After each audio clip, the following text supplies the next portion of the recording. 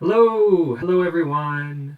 We are live streaming. My name is Bradley Chaplick, and I am a condominium lawyer at Horlick, Levitt, Lella. Just so I know that everyone can see me, if you can hear me, can someone please write into the comments, and then I know that you can hear me and you can see me, and the stream is working fine. We're using some new software today. We're using something called an encoder. Oh, there, I see questions starting to pop up in the chat now. Okay, that's great. So yeah, I'll just once again introduce myself. My name is Bradley Chaplick. I'm a condominium lawyer. We're using some new software. We've got an encoder today. So hopefully that will allow me to do some more interesting stuff. And let's get right into the chat. Oh, yeah, okay, everyone can see me. Great. All right. Hello, everyone. And I've got lots to talk about because it's stage one. It's reopening, right? So we're having lots of fun. Okay, this question came in here from Fabio. And let's see what that question's all about. And then I'll remind everyone to subscribe, like down here, if you haven't already, and to pop your questions in the chat, and we'll try to get to everyone's questions. We typically go for anywhere between 40 minutes to an hour, depending on how many questions people have. And we're going to answer all your questions to the best of our abilities pertaining to condominium law. It can be COVID related, it can be stage one related, or it can be anything pertaining to your condominium corporation. So, Fabio, in regards to the opening of phase one, can condos start with cleaning of windows, hallway carpets, indoor garage floor, and landscaping of rooftop gardens, and new renovations inside the condo?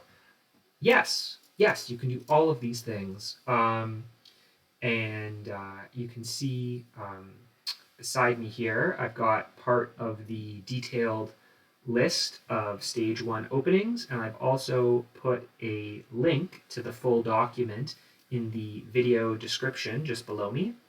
So you can click on that link and you can read the full document, and it will tell you that all construction to resume and essential, so that is allowed. And then also there's another section that talks about maintenance and property management and the restrictions pertaining to property management or maintenance only as strictly necessary have also been lifted. So because those two things have been lifted in stage one, you can do all of the things that you're asking about, Fabio.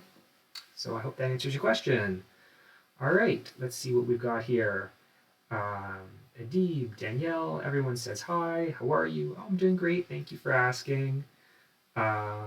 Okay, still waiting for questions to pop up in addition to the ones that I just answered.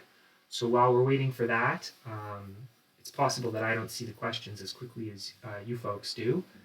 I'll just talk a little bit about what else is going on in stage one, because I have some notes. So, what else is going on in stage one? Dorina asks, how about suite renovations by owners? So the answer to this question is they're allowed under the state of emergency. So whereas previously there was a rule that said you could only continue in progress in suite renovations that had been started before April 4th, now those renovations can continue as they could have before, and new renovations can also take place. Now, that doesn't mean that it's like open season. Condominium corporations can and should impose reasonable policies whenever people are going to be having visitors or contractors attend the property. There needs to be proper social distancing in all workplaces, which includes in-suite renovations. There needs to be facilities set up for hand washing and to make sure that the units aren't overcrowded and that the use of common areas is controlled. All of these things have to be accounted for. And yeah, so that's the situation. Yeah, you have to account for all this stuff, and then you can allow the renovations in a controlled manner inside the suites. Okay.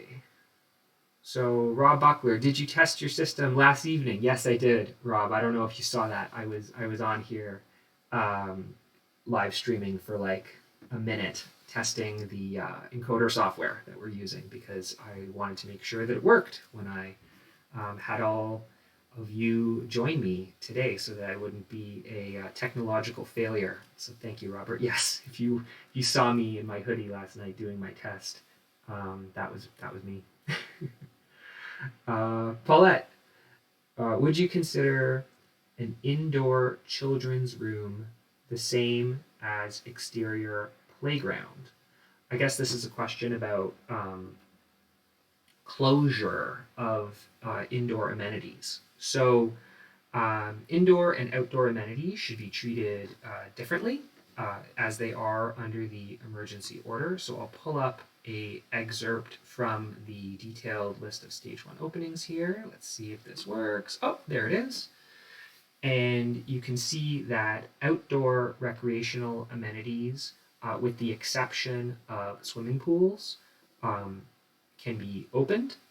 Outdoor swimming pools should remain closed.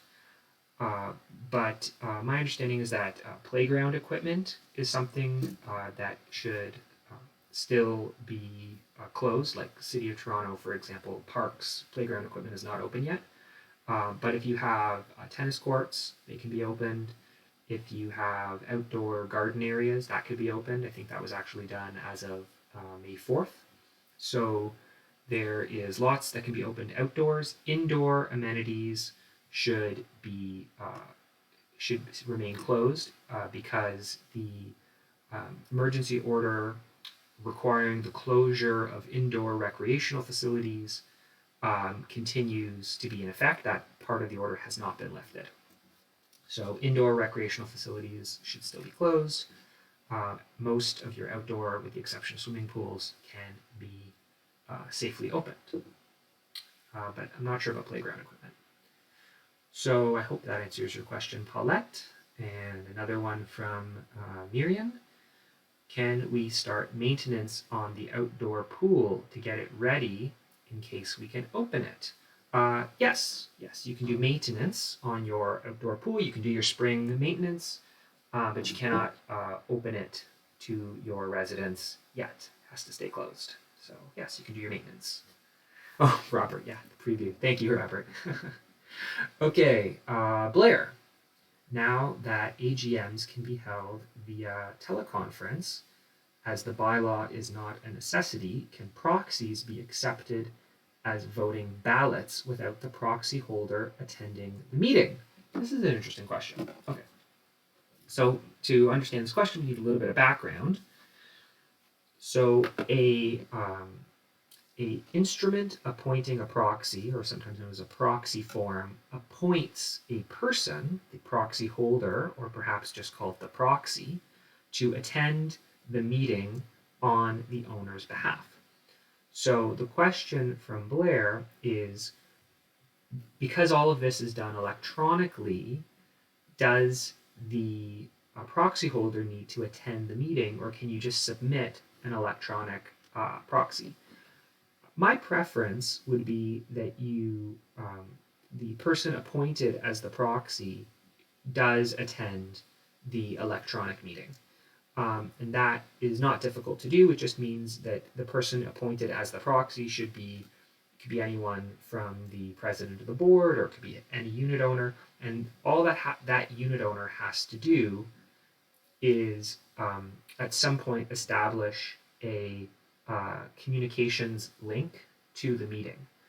And as long as that owner at some point signs in onto the electronic meeting, then I think the proxies can be deposited and voted according to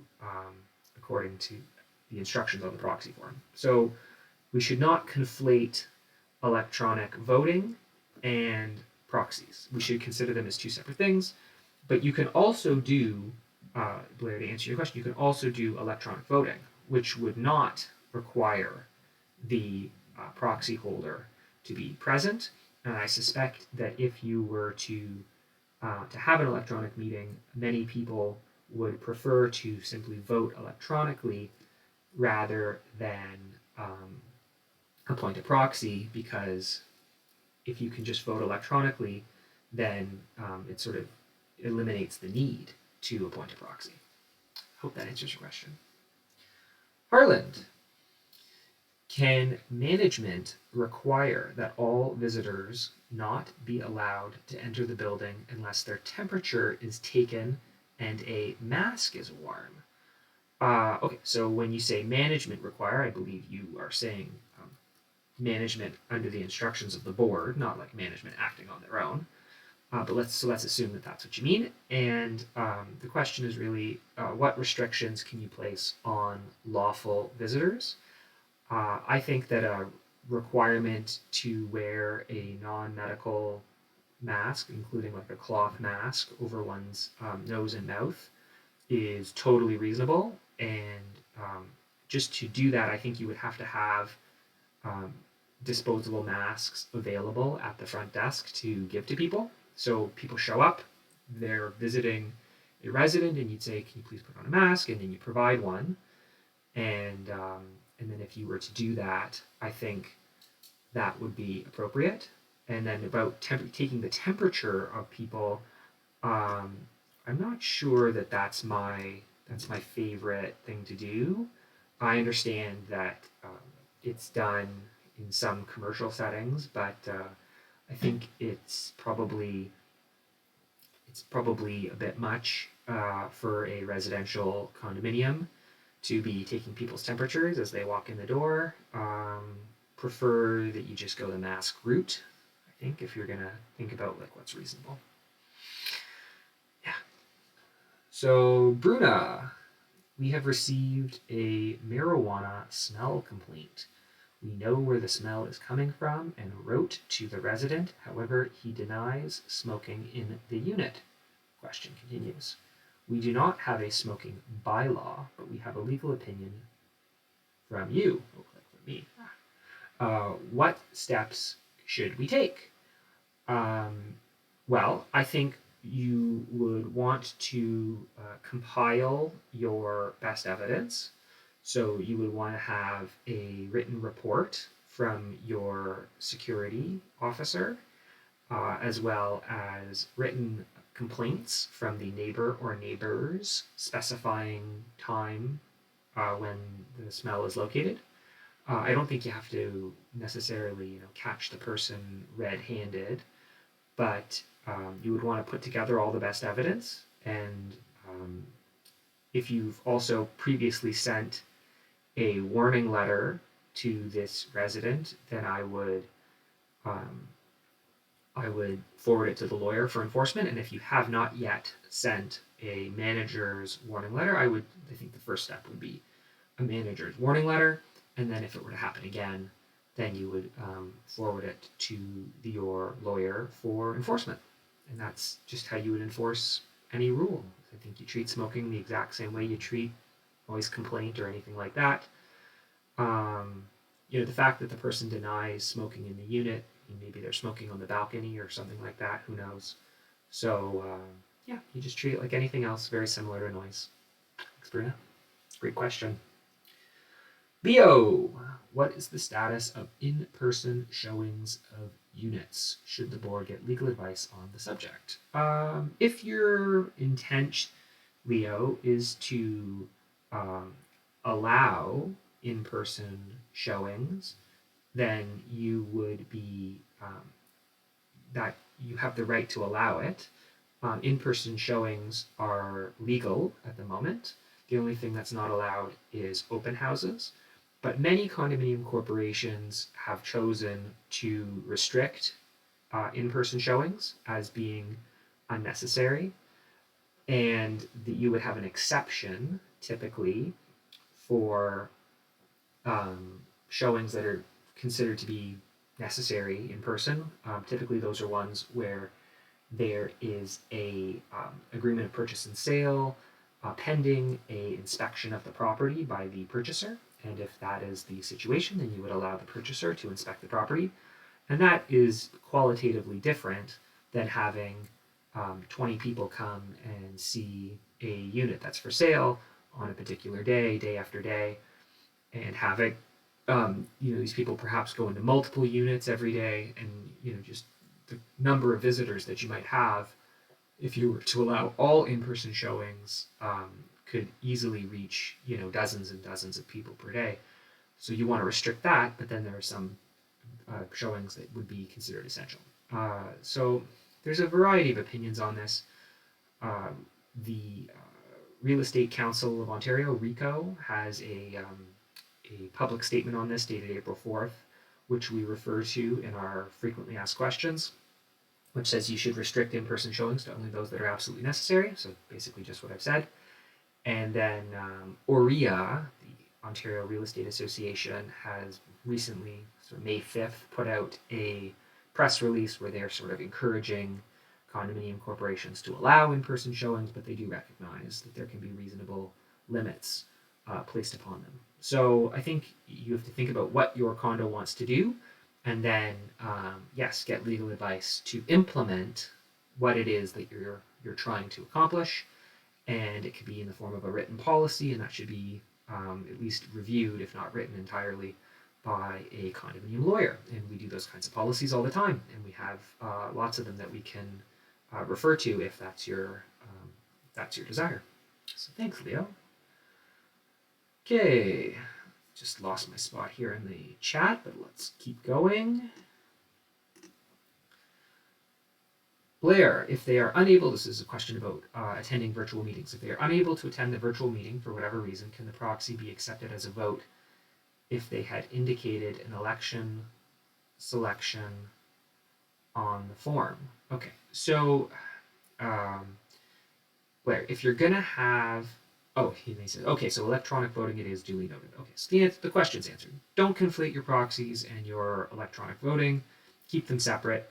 Treat proxies the way you always had. Okay, that's the best way to do it. That way you're not going to have any disputes as to the validity of your election. Mike, a resident had a heated argument with both our concierge and our property manager related to a parcel delivery. The property manager and concierge are going to submit an incident report. What should the board do? Well, I guess it sort of depends what the report says, Mike. But it sounds like you're considering whether this is something that the board has to write to the resident about. And I think you should look at the report and you should find out what happened and who said and did what in this heated argument. And if it looks like the resident was being inappropriate and the concierge and the property manager did nothing wrong, then you would want to, you would probably want to have your lawyers write a letter to the resident explaining the idea of workplace harassment in condos. It's a very serious issue, happens a lot. There's a lot of workplace abuse towards security concierges, cleaners, superintendents, and property managers in the condominium industry. It is a huge problem. It is something that needs to be addressed promptly, and it cannot be allowed to grow into even bigger problems like workplace violence, which we also see. So I think when you have these kinds of situations arise, it's a good opportunity to tackle the problem early on. You should do that. Next question. Yuli. A unit complains of exhaust fan noise from unit below. Unit owner refuses to replace the fan. Okay, so exhaust fan noise, so this could be like your kitchen exhaust fan, I suppose, or it could be any other exhaust fan. And it's the unit owner's responsibility to maintain and repair, and the complaint is that it's causing excessive noise. So let's think about this problem. Couple things. First of all, does it violate any of the rules of the condominium corporation to create excessive noise?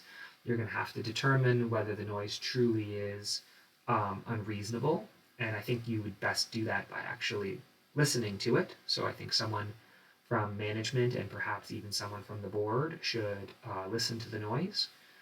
That has to be done carefully because of COVID, but it should be done if it can be safely. So you do a little test, you get them to turn on the fan, you go upstairs and you listen to it. Maybe you even use like a decibel reading app on your phone or something like that. And you try to make a determination if the noise is excessive. So let's say you figure out, acting reasonably, that the noise is excessive. Now what do?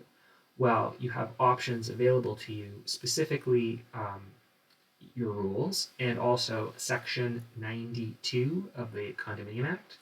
Section 92 talks about work done for owner, and it says that you can require, if there is maintenance that is a unit owner's responsibility, you can require the owner to do that maintenance within a reasonable period of time. And if the owner does not do it, and the failure to do the maintenance can cause damage, and you would conclude that excessive noise is a form of damage, then the board can go in and do the work on the owner's behalf and add it to their common expenses. So those are all these various options that are available to you. There may also be similar provisions in your declaration about work done for owner, and maybe even adding surcharges on top for the cost. So you just approach it in a very gradual way, and hopefully the unit owner can replace his or her exhaust fan, and it can be resolved without like legal intervention, because it seems like it's a relatively small problem. Hope it works out, and if it doesn't, let me know, and we'll fix it for you. Antoine, are we allowed to open the rooftop patio? Yes, you can open the rooftop patio. I mean, you should regulate the number of people up there at one time, but I think you can open it. Good question. Amenities, outdoor amenities, rooftop patio. Yes, open it. Bob, how do we police the requirement for visitors to wear a mask? For example, do we prevent them from entering the building if they refuse to wear a mask? That's a good question, Bob. So, I would not want you to be, quote, policing, as in like preventing people from entering. I would, want you to be strongly encouraging, and if people refuse, then you would police it by way of perhaps a letter to the resident, and maybe even a common element cleaning charge. And I think that would be the best way to police. So you would say to a resident, and you post a notice to everyone, say all of your visitors are required to wear masks. And if they fail to do so, then the owner of the unit can be held liable for common area cleaning charges. And then the people show up and they're not wearing a mask. You say, this building, we ask you to wear a mask in the common areas. Here's your mask. Can you please put it on? And they refuse, and they walk right past you. And you know what unit they're going up to. And you just make a note. And then you have to have your cleaners clean the hallways and the elevator buttons and everything. And then you send a cleaning charge back. And then that's what you do, I think. And that's probably the best way to do it. Don't start arguing with people at the door, because it's no fun and it's not good. Andrew, Catherine is not able to post here, so I'm posting for her. Thank you, Andrew. It's very kind of you. And Robert, I'll get to your question in a second, but I'll finish Andrew's. We have a number of owners who have been requesting that we regularly check on their suites to ensure that there are no water leaks. The owners have vacant suites pending a sale or lease, or only use their suites periodically. What is your position from a risk and liability perspective? Okay, so this is not the first time I have been asked that question. I don't like the idea of the condominium corporation being responsible for checking inside owners' suites because it blurs the line of what is the condominium corporation's responsibility and what is a unit owner's responsibility. So, as you could all well know, the condominium corporation is responsible for managing the common areas and the shared aspects of the condo. It's not responsible for maintaining and repairing individual units. So I prefer that you don't do it. And if you decide that it's in your best interest to do it, then you are responsible for doing it in a non-negligent manner. So if you take on the responsibility of going in and checking suites, let's say once a month, then you actually have to do it once a month and you can't not do it, and you do become responsible. So I think your concern about liability is a valid one, and it's precisely the reason why I don't like condos to do it. But if you do it, then you have to do it in a non-negligent manner, and there is a case about this which had to do with maintaining fan coils. They were unit owner responsibility, and the condominium corporation decided that they were going to start maintaining them, and one of the fan coils leaked, and the condominium corporation said to the unit owner, "This is your fan coil, you're responsible," and the unit owner said, "No, you agreed to maintain them, this is your responsibility," and the court sided with the unit owner. So be very careful about taking on unit owner responsibilities, because you will then take on all of the risk that goes along with it. Hope that answers your question. Robert, should the corporation purchase masks and provide them to owners' residents, given that 2 meters physical distancing is not possible when passing someone in the hallway? Is this an obligation because of occupiers' liability or not?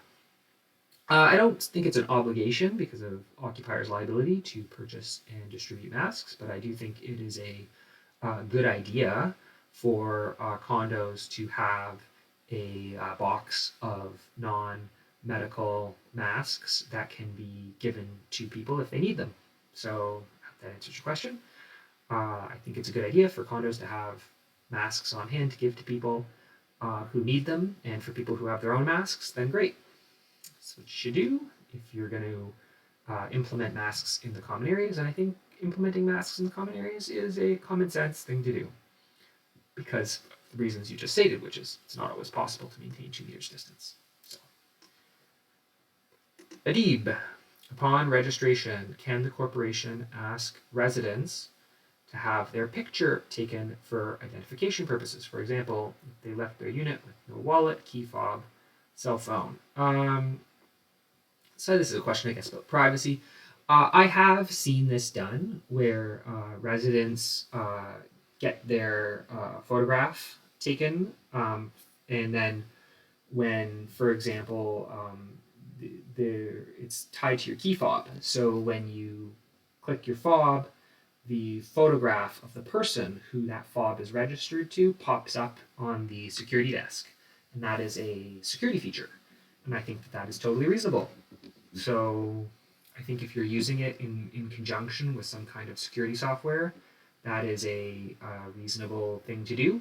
So when we talk about privacy rights, we talk about having a legitimate purpose and controlling who has access to this information. And if you're taking people's photographs for security purposes, that is a legitimate purpose. And if you only use it for that purpose, that is also legitimate. And I think people would find that that is not a invasion of privacy. And but if you're going to be collecting people's personal information, if you're going to be taking people's photographs, if you're going to have security cameras and features, you should consider a privacy policy. And your privacy policy will say what are your obligations with all of this information to make sure that it's stored and accessed properly. So consider a privacy policy, but I think taking photographs for legitimate purposes is appropriate, and I don't think it's very, very different, for example, than having a security camera in the lobby, which people also tolerate. Okay. Another question from Andrew/Catherine. With the easing of government restrictions, can the board and/or the Shared Facilities Committee continue to keep amenities closed as restrictions continue to be lifted? Okay, excellent question. This is a very common theme in these videos, which is can condominium corporations be stricter than government regulations? And the answer is yes, you can, as long as you are being reasonable. So we all know that condominium corporations can pass rules and policies that are more restrictive than provincial law. And a perfect example of this is no smoking, right? Condominium corporations can pass a smoke-free environment rule, but there's no law in Ontario that says that you're not allowed to smoke in multiple dwelling residential buildings. But condominium corporations pass rules. So you can do the same with your amenities. You can be more restrictive than the provincial legislation, so long as your policies are reasonable and communicated properly. And I think you just have to constantly evaluate what's reasonable based upon the information that we have all the time, which is constantly changing. And so for your indoor amenities right now, you're going to keep them closed. And for your outdoor amenities, you can open them. And you can open them subject to reasonable restrictions, or you don't necessarily have to open them at the exact same time that the government changes its rules. You can open them when you're ready, because maybe the government changes the rules and says you can open your rooftop patio on May 19th, but you're not ready on May 19th to open it yet. You need to have time to put some policies in place, and so you open it a little later. And I think that opening on your own timeline is totally appropriate, and opening with your own policies and rules in place is also totally appropriate. So definitely some things to keep in mind. Okay.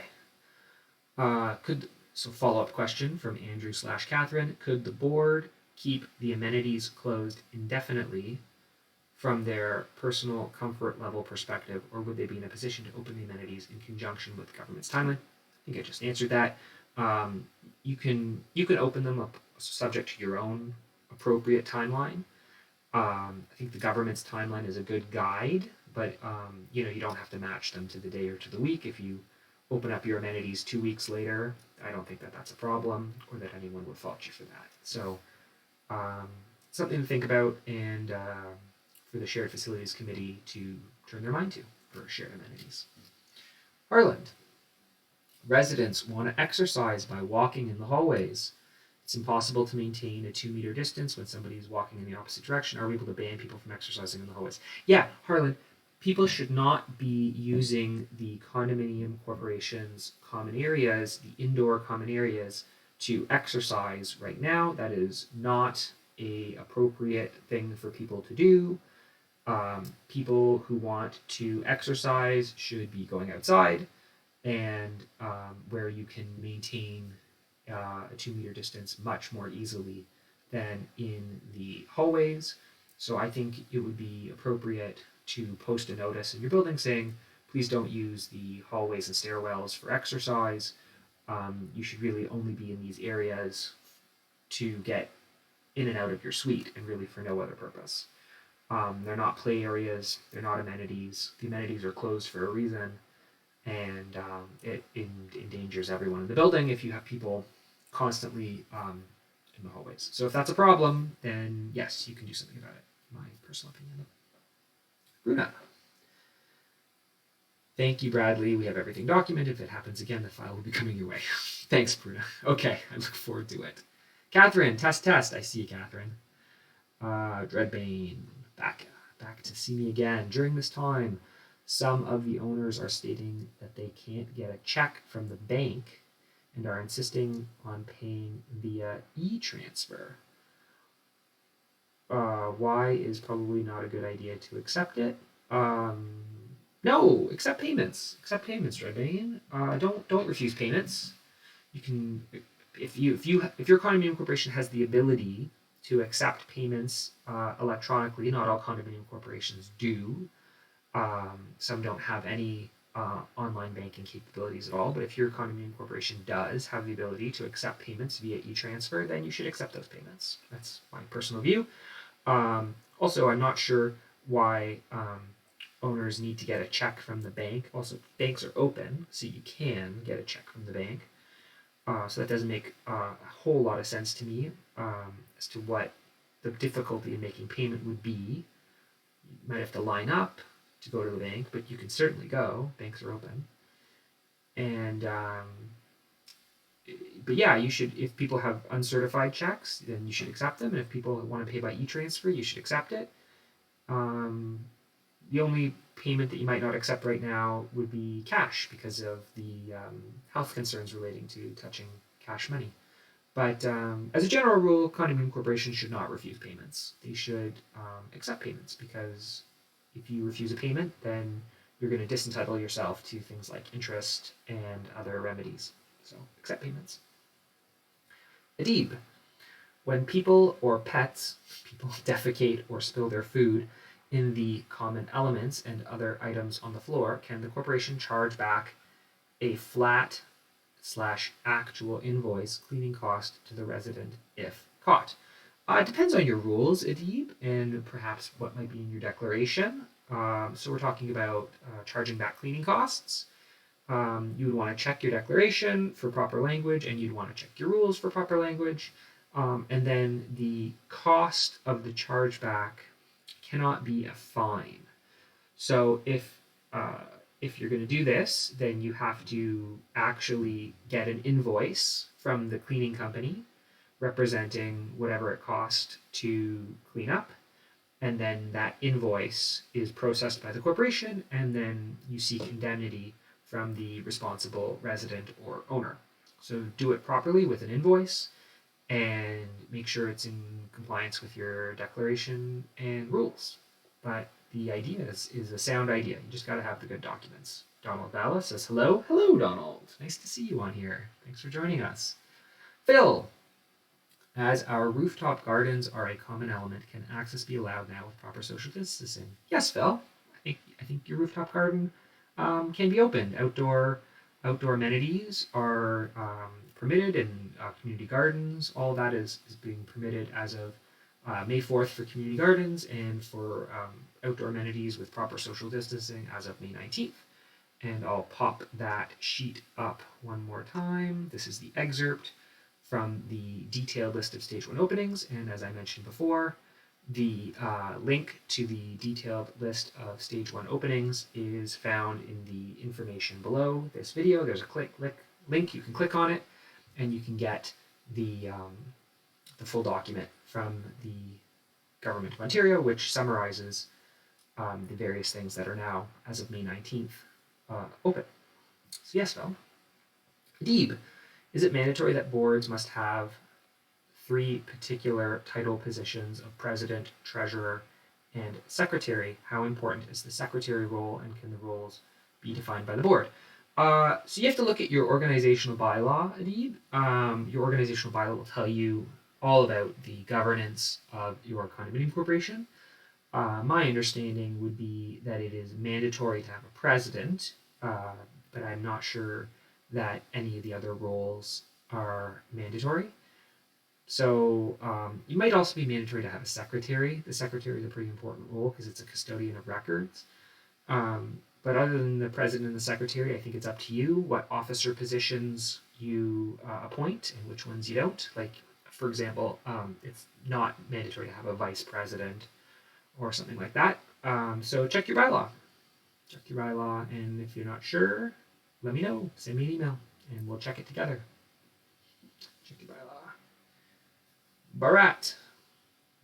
Can we deem the air that we jointly breathe in a condo's common areas to be a common element and therefore subject to the use provisions in the declaration? I want to breathe clean air. Dr. Brad, can you help me? Brat, teasing me, man. Air, no, Brad. You can't do that. The air is not a common element. Common elements pertain to like the land and the things on it, but the air is shared. You don't own the air, Brad. Brad's teasing me. Adib says thank you. Okay, so It's 12:40. I've been blasting through questions like nonstop for 40 minutes. I'm going to check my notes. There's a couple things that I wanted to mention, and we'll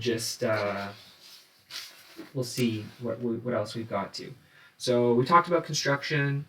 We talked about in-suite renovations. We talked about outdoor amenities.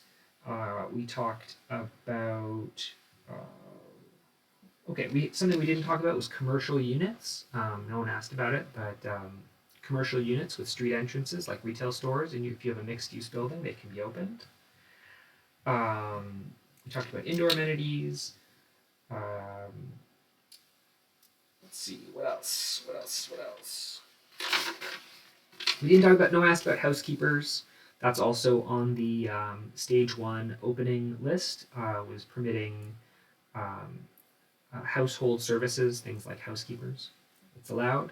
We talked about masks in common areas. Thank you, Pat. We talked about real estate showings. We didn't talk about meeting deadlines. We had questions about ballots and electronic voting and proxies, but we didn't talk about meeting deadlines. So I'll just add this last comment, and then we'll wrap up for today. Before I get to it, first of all, final reminder: if you're not a subscriber to our channel, please do subscribe. That way you can and hit the notification button. That way you can be notified when we post new videos. And we are going to have another video this Friday, our 4th installment of Case Law Corner. If you haven't been watching the Case Law Corner videos, you're missing out. They're great.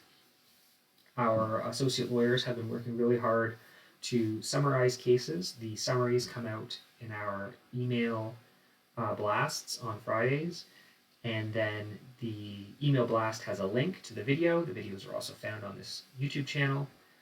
And so anyways, it's a written case summary, and it comes with a short video where you get to see our amazing associate lawyers, and we call it Case Law Corner, but it's really stories about condos that you can relate to, lessons that you can learn, and valuable pieces of practical advice for condo boards and condo managers that we can realize from reading about things that happen to other people that get reported in the courts. So there are lessons to be learned from our other condos in Ontario, and we want to learn those lessons, and we're here to share them with you, and that's what Case Law Corner is all about. So we really hope that you get something out of those videos and you share them with people, because we make them for you. We make them for you so that we can all communicate and share, for us, our love or obsession with condo law, and you can get the enjoyment of listening to us talk about what we love to talk about. So meeting deadlines, I'll just mention it quickly. If you are a December 31st year end, then your AGM deadline is typically June 30th, 6 months, right? Now that the state of emergency has been formally extended into June 2nd, that means for all the December 31st condos, which is a lot of condos, you're all now captured by this AGM extension legislation. So the short answer is that you can postpone your AGM. If the state of emergency were to end in June, you would still have until the end of September to hold your AGMs. That's really all there is to it. If the state of emergency continues later than that, then you'll have even more time to hold your in-person AGM, or at any time you can hold it electronically. And if you're interested in holding an electronic meeting, let us know. And if that's the case, then you can also consider passing an electronic meetings bylaw, which will regulate how your electronic meetings take place. It's not a necessity, you can hold one without it, but it's nice to have, and then it means that you can continue to hold electronic meetings afterwards in future years, should you decide that that's preferable. So that's all I want to say about electronic meetings. And I'll just check here quickly about any last questions. We'll answer those, and then that's it for today. So, um, Adib says, thank you for these amazing live streams. You're welcome. We do them for you. We love our clients, we love our friends, and we want you guys to get to see us and for us to hear from you every week. We get so much out of it, so we're happy that you enjoy them. Yolana, any advice how to reopen amenities, signing waivers, responsibility of cleaning equipment after each use? So we're talking about, I guess you're talking about indoor amenities and maybe specifically the gym, like fitness center. If you're talking about cleaning the equipment, this is the big question, Yolana. You've really hit it, bingo, right on the head. Which is it's easy to close stuff, but how do you reopen? How do you do it? And we're all going to learn about it together. And we're going to have to come up with reasonable health and safety precautions. So one thing that I will recommend to you is the Government of Ontario has been publishing all kinds of industry-specific health and safety guidelines for reopening. And I think there's about maybe there's like 90 of them. Anyways, I would take a look for those health and safety guidelines. They're available on the Government of Ontario website. There might be a link to it on the government site about stage 1 openings. If you can't find it, send me an email. My email address is in the file description, and I'll find it for you because I think I know where it is. And then maybe we'll post it for future videos so people can find it. But anyways, there's guidelines on how to reopen. And that's part of your question. And the second part is about signing waivers. And I think it might be a good idea for you to have a gym waiver anyways. It's quite apart from COVID, just about people injuring themselves in the gym using it normally. So yeah, these are all things that we're going to have to figure out, and we'll try and follow. We're all going to learn. We're all going to learn how to reopen things. We all learned how to close things, and now we're all going to learn how to reopen things. Is the short answer to your question. But there are resources to help us, and the government publishes them, and then I'll also try and talk about them in future videos. Leo, we replace the filters and inspect the fan coils before the cooling season. Would a disclaimer on the entry notice protect the corporation?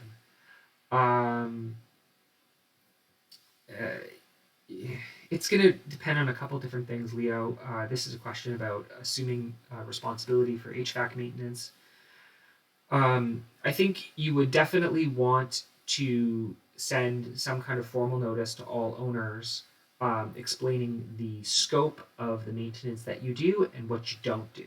And we can talk about that more in detail, you and I directly, if you want to send me an email. But you're going to want to address that issue if you're really concerned about it. You might do it by way of a rule or some other policy, but you're going to want to have a formal policy in place that applies to everyone about what the corporation is responsible for and what it's not, and it's going to depend on your governing documents. So we'll have to look at that together. It's very specific to each condo. Last questions here. Corporation's decision to carry out the above preventative maintenance in the heating does not and shall not relieve a unit owner of his duty to maintain and repair. So this is the question, right, Leo? This is the question: does the condominium corporation, by taking on seasonal maintenance, unintentionally relieve the unit owner of the unit owner's obligations?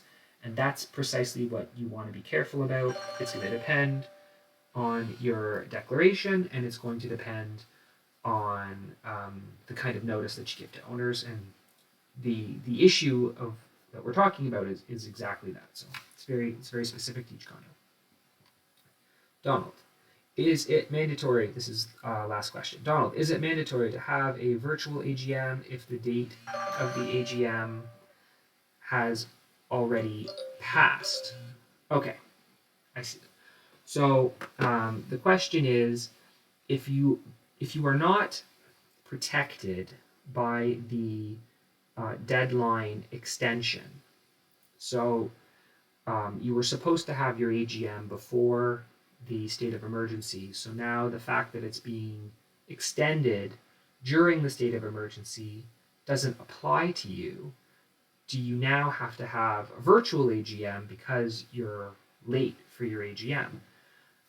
That's a really good question, Donald. I would say it's a good idea to have your AGM in a do it virtually if you're already late, and that's really the only way for you to comply. I think that that's a good example of when people should have a virtual meeting.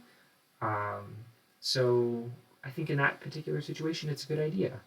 Now, there might be reasons why you shouldn't have a virtual meeting, like maybe it's not appropriate for your residence or something like that, and people would prefer that you just wait. But the best compliance would be to have the meeting, and if the only way to have the meeting is to have it electronically, so that's the most compliant thing to do. But you'd have other options, but that's probably your best option. Yeah. All right, everyone.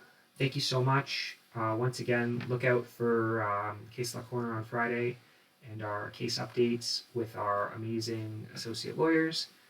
And we thank you all for taking the time to come and watch us today. It's been a lot of fun, and we really enjoy it. So thank you. Bye.